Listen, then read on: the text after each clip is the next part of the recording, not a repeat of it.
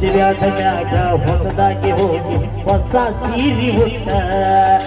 ಶಿಕ್ಷಣ ಅಂತ ಸತ್ತ ಹಿಡ್ಕೊಳ್ಳಿ ಸಿರಿ ಬಂತನ ಬಟ್ಟ ಹೊರತಳಿ ಕಂಕಣ ಮಾಡಿಸಿ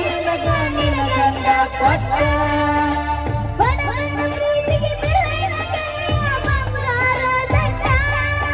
ಪೂರ ಬಿಟ್ಟ ದೂರ ಬಂದಿನಿ ಮಂದಿ ಕಂಡಾಗ ನಟ್ಟ